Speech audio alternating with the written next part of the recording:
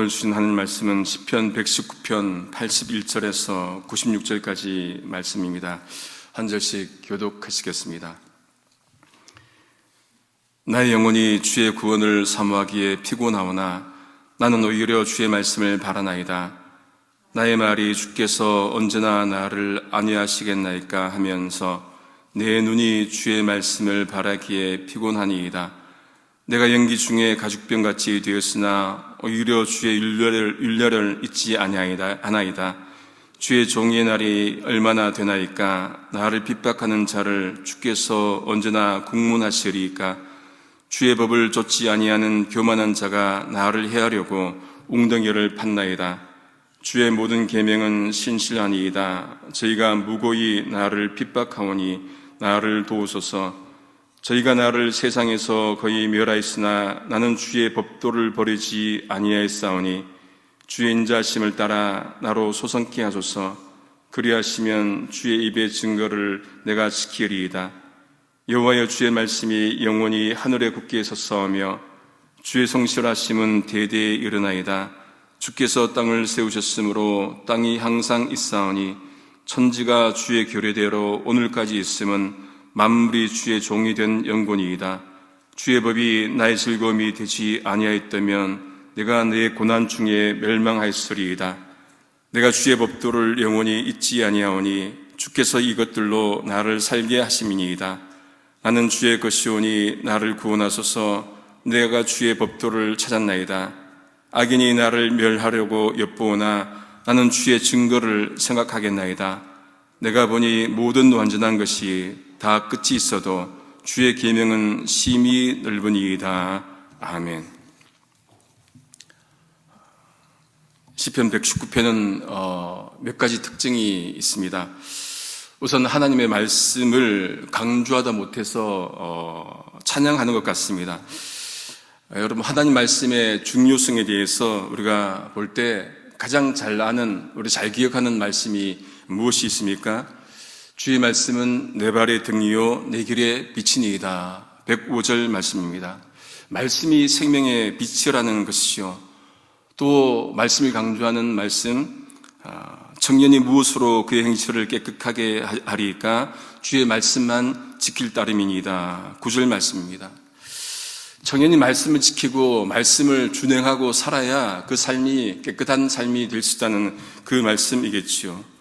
또 18절 말씀 보시면 내 눈을 열어서 주의 법에 기이한 것을 보게 하소서, 그렇게 고백을 합니다.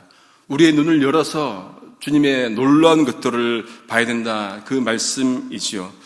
우리가 살아가면서 말씀을 읽고 말씀을 깨우치고 하기 위해서는 우리의 눈이 열려 있어야 합니다. 그리고 또 하나 특징은 시편 119편은 성경에서 잘한 대로 가장 긴 장입니다. 우리 매일 성경 이렇게 스케줄을 보면은 5월 1일부터 10일까지, 다음 주 토요일까지, 이렇게 이번 주 토요일까지 이 말씀으로 나누게 됩니다. 또 하나 특징은 우리 갖고 계신 매일 성경 큐티집 앞부분에 보시면은 해설이 이렇게 나오는데, 시편 119편은 히브리어 알파벳 22개를 가지고 그렇게 그 순서에 따라서 쓰여졌다고 그렇게 기록하고 있습니다. 영어로 이제 알파벳으로 A, B, C, D 이렇게 나가는 것처럼, 기역, 니은, 디귿, 리을 나가는 것처럼 히브리어 알파벳 알레트, 알레프, 베트, 기멜, 달렛, 해, 예전에 다 공부했는데 다 까먹었습니다. 이렇게 그 순서대로 나가는데 우리 한국어 번역은 전혀 나타나지 않아요. 이게 모습이 전혀 나타나지 않아서 좀 아쉽습니다. 각 알파벳마다 각각 8절씩 그렇게 쓰여져 있으니까 총 합치면은 몇 절입니까? 176절. 그렇게 알파벳으로 구성되었기 때문에 아크로스틱 팜, 그렇게 알파벳이다, 그렇게 말하고 있습니다. 이런 특징들을 가지고 있는 119편 말씀, 오늘 말씀으로 들어가 보도록 하겠습니다. 본문에서 시인은 인생이 힘든 가운데서도 말씀을 사모하는 그 말씀을 말해주고 있습니다. 첫 부분 3절 말씀에 세 가지 다른 표현으로 말씀을 사모하는 시인의 마음을 보여주고 있는데, 81절 말씀에 시인은 나의 영혼이 주의 구원을 사모하기에 피곤하오나 나는 주의 말씀을 바라나이다. 그렇게 고백합니다. 이 뒷부분을 세 번에 올라보시면은 내 희망을 모두 주님의 말씀에 걸어두었습니다. 그렇게 고백을 합니다. 모진 고난 속에서, 힘든 가운데 속에서, 인생이 때로는 풀리지 않는 그런 가운데 속에서 내 희망을 어디에 둔다고 말씀합니까? 하나님의 말씀에 걸어두었다. 그렇게 고백을 합니다. 그럼에도 때로는 힘들고 어렵고 또 답답할 때 말씀 앞에 서는 것, 말씀에 희망을 두는 것, 그것밖에는 없지 싶습니다. 82절도 시인은 주께서 언제 나를 위로해 주실까 하면서 말씀을 기다리는데 세 번으로 보면은 시력조차 잃었습니다. 그렇게 고백합니다. 얼마나 사모하면은 이 시력조차도 잃었다고 그렇게까지 고백을 하겠습니까? 83절에도 내가 연기 속에 세 번이 오르보시면 연기에 그을린 가죽병, 가죽부대같이 되었으나 주의 윤례들을 잊지 않는다고 고백을 합니다. 잘 모르지만은 가죽병이 불에 그을리면은 이게 제대로 기능을 못한다는 것 같습니다. 그런 것처럼 우리가 때로는 상황이 힘들고 어려울 때, 그럴 때 그럼에도 불구하고 말씀 잃지 않고 말씀 가까이 하고 잊지 않으려는 그 시인의 모습을 보게 됩니다. 여러분 무엇을 느낄 수 있습니까? 말씀에 대한 사모함을 느낄 수가 있는 것이죠. 사모하는 마음, 그것은 여러분 그냥 생기는 게 아니에요. 뭔가가 좋아야 사모하는 마음이 생기겠지요. 그 말씀을 사모하고 율례를 사모하고 또 주의 율법들을 사모하는 그 마음들을 시인을 통해서 보게 됩니다. 이 시인처럼 우리도 여러분 좋은 인생만이 어디 있겠습니까? 때로는 어렵고 힘들고 고난 가운데 있고 돌아서면은 이 문제 생기고 한 번 해결한 것 같은데 또 돌아서면 저 문제 생기고 그럴 때마다 말씀 읽지 않는 그런 태도가 우리 말씀을 통해서 배우게 됩니다. 말씀 붙잡아야 하는 것이지요. 이런 말씀을 사모함에도 불구하고 시인은 또 질문합니다. 84절에 보면은 주의 종의 날이 얼마나 되나이까 나를 핍박하는 자들을 주께서 언제나 국문 심판하시리까 그렇게 말씀을 합니다. 시인은 자신의 인생이 지금 얼마 남지 않았다는 것을 이제 알고 질문하는 거예요. 내 인생이 얼마 남지 않았는데 언제까지 그냥 두시겠습니까? 언제까지 핍박만 하도록 남겨두시겠습니까? 그런 질문을 지금 시인은 하고 있는 것입니다. 여러분, 하나님께 대한 질문들은 우리가 하지 않는 것이 좋은 신앙이다 그렇게 배워왔습니다. 좋은 신앙은 질문하지 않고 그냥 믿는 거야. 질문하지 마. 그냥 믿어. 그런데 여러분, 좋은 신앙은 덮어놓고 믿는 게 아니라 펼쳐놓고 믿어야 합니다. 다시 말해서 질문하면서 믿어야 합니다. 아우구스티누스 전통을 따라서 11세기에 안셀무스라는 캔터베리 대주교가 있었습니다. 그가 어떤 표현을 했느냐? 이해를 추구하는 신앙, 그런 표현을 썼습니다. 신앙이라는 게 그냥 덮어놓는 게 아니라 신앙이라는 것은 이해로 나아가야 된다. 이해를 추구해야 된다. 여러분 무언가를 이해하려면은 질문이 있어야 됩니다. 그래야 그 질문에 대한 답을 얻기 위해서 또 질문하고 고민하고 답을 찾지 않겠습니까? 신앙은 이해로 나아가야 합니다.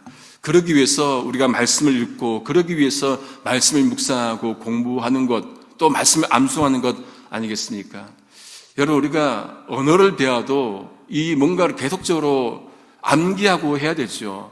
말씀도 암기를 해야 됩니다. 시인은 자신의 상황을 설명하면서 85절, 86절에 보니까 주의 법대로 살지 않은 저 교만한 자들이 자신을 해하려고 웅덩이를 팠다. 트랩을 놓았다는 거예요. 그런 가운데 자신을 도와달라고 그렇게 간구합니다. 여러분 누군가를 얽어먹기 위해서 트랩 둘 때가 있죠. 거기에 빠지지 않고 살아나기 위해서는 말씀 가까이 해야 되고 하나님의 도우심을 구해야 됩니다. 그런 어려움들이 있을 때 말씀밖에는 없는 것이죠. 간구해야 됩니다. 기도해야 됩니다. 질문하고 또 말씀 앞에 엎드리고 그것이 우리에게 주는 답이기도 한데 그 답을 찾아가는 것이 쉽지가 않아요. 그런 엎드리는 것밖에 없습니다. 말씀 사모하는 밖에는 없다는 것이요. 시인은 자신을 헤아려는 이들이 자신을 거의 죽여놓았지만은 87절에 보면은 주의 법도들을 또 버리지 않았다. 자신을 죽이려는 이들이 있었지만은 주의 말씀만큼 지켰다. 그 말씀을 하는 거죠. 우리가 목사님을 통해서 사도행전을 배우고 있지만은 오순절 사건 후에 베드로와 사도들이 말씀 증거하다가 잡히잖아요. 그런데 잡혔을 때 하나님께서 그들을 풀어줍니다. 어떻게 합니까? 도망갑니까? 아니에요. 또 말씀 증거하려 또 성전에서 가르칩니다. 또 잡혀옵니다. 그랬더니 그들이 공회원들이 뭘 합니까? 분명히 말씀 전하지 말라 했지, 예수님 전하지 말라 했지. 그럴 때 이 베드로와 사도들이 어떻게 반응합니까? 사람보다 하나님께 순종하는 것이 마땅하다. 사람보다 하나님께 순종하는 것이 마땅하다. 네 말을 들을까? 내가 하나님 말씀 들을까? 한번 생각해봐라. 내가 누구 말을 듣겠느냐? 여러분, 아무리 권력이 있어도, 아무리 어떤 공포가 있다 하더라도 이 주의 사자들은, 사도들은 말씀을 지켰습니다. 사람보다 하나님께 순종하는 것, 말씀 앞에 순종하는 그 삶을 살았던 것이죠. 그러니 어떤 어려움이 있더라도 말씀만 붙잡아야 됩니다. 말씀 버리지 않고. 왜 그렇습니까? 희망이 거기에서 오기 때문에 그런 거예요. 다른 데서 희망이 오는 게 아니라 말씀에서 희망이 오기 때문에 말씀만 붙잡아야 됩니다. 우리가 어디서 희망을 찾겠습니까? 사람에게서 여러분 못 찾아요. 이 문제 있고 또 찾아가서 얘기하면은 그때 당시는 속이 뭔가 좀 풀리겠지요. 그런데 거기에 답이 있는 게 아니거든요. 말씀 앞에 엎드려야만이 거기에 참된 희망이 있다 말씀을 합니다.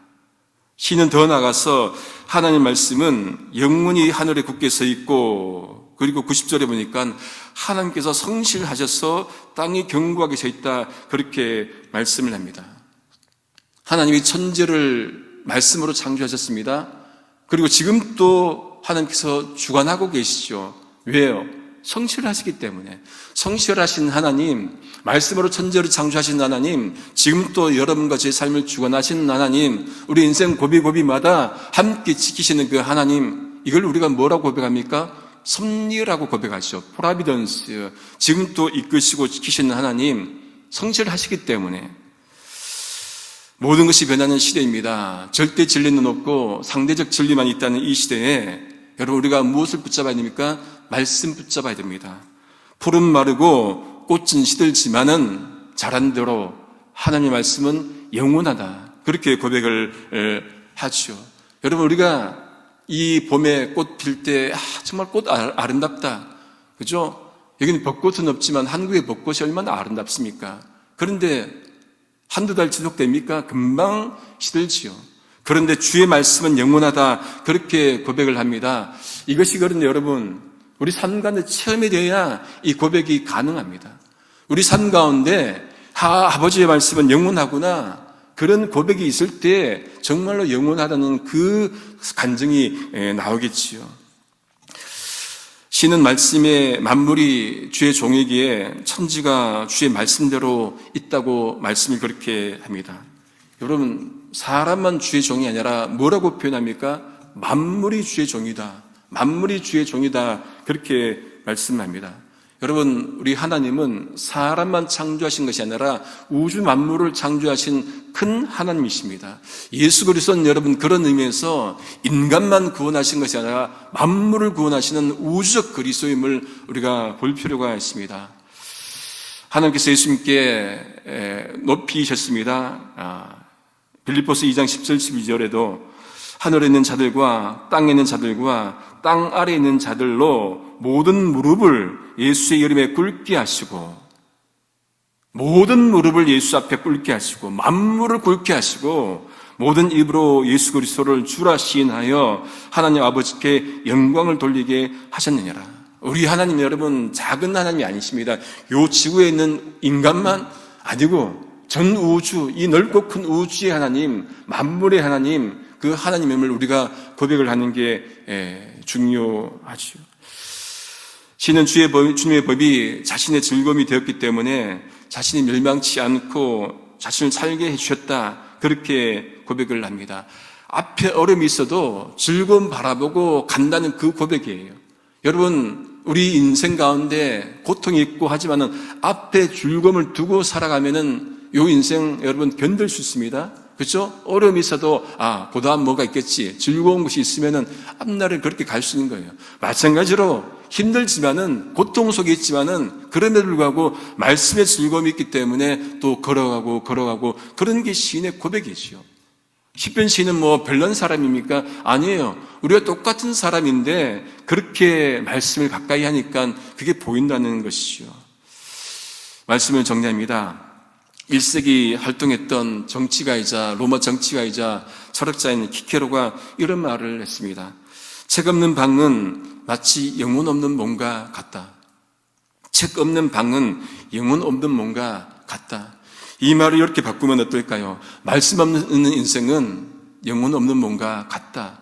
말씀 없는 인생은 하나님의 말씀, 살아있는 말씀 없는 인생은 영혼 없는 몸과 같다. 여러분, 우리가 말씀 없이 산다면은 인생이 얼마나 공허하겠습니까?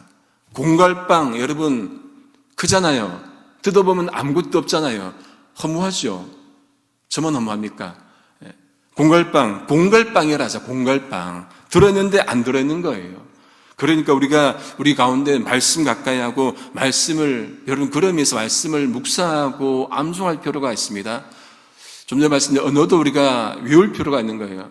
제가 스페니쉬어를 읽지는 못합니다. 근데 몇 가지는 외워서 여기 근처 가서 써먹고 부에르 테네로 운 부리토 페스카도 자주 쓰니까 최근에 중국말을 배웠는데 근데 2주 지나고 제가 그분을 만나서는 한번 써먹었는데 워스, 표뚱스, 무스 배웠는데 2주 만에 만나니까 이게 워스가 안 나오고 워아이니가 나왔어요. 워아이니. 제가 그랬는데 그분이 갑자기 놀래더라고요. 그래서 제가 뭐죠? 제가 기억만 하는 건데 무슨 말인지 몰랐고 어쨌든 많이 들은 건데 워아이니가 나는 너를 사랑한다 그 말이 우리 중국 선교사님 계셔서 생각났는데 워스, 표뚱스, 무스 저는 박동식 목사입니다. 이것도 외워서 하는 거예요. 못 씁니다. 저는 못 써 중국말로 못 쓰는데 외워서 그죠? 다음에 또 하나 더 중국말을 외우겠죠. 스페니시도 또 하나 외우겠고 이렇게 외워야 기억이 나는데 말씀도 그런 의미에서 외워야 암송해야 이게 기억이 나는 거예요. 무슨 말씀이 생각나겠습니까? 여러분 어려울 때 외웠던 게 기억나죠. 외웠던 게 어릴 때 외웠던 것 그 말씀이 몇 가지 안 되는 것 가지고 기억하는 거예요. 그러면서 우리가 말씀을 볼 때 그죠? 힘들고 어려울 때 그 말씀만을 의지하고 텅 빈 인생이 아니라 정말로 그 말씀으로 우리의 인생을 채우고 살아가는 우리 모두 되실 수 있기를 성부 성자 성령이신 삼위일체 하나님의 이름으로 소망입니다. 기도하시겠습니다. 하나님 아버지 감사합니다. 저희를 하나님의 자녀로 삼아주실 뿐만 아니라 하나님의 말씀을 오늘도 믿고 살아가게 하시니 감사합니다. 생명의 말씀 읽고 순종해서 주만 바라보며 살아가도록 저희를 붙들어 주옵소서. 어떤 어려움과 고난이 오더라도 하나님 말씀을 굳게 붙잡고 그 반석 위에 굳게 서서 인내하며 살아가도록 주 성령께서 주장하여 주시옵소서.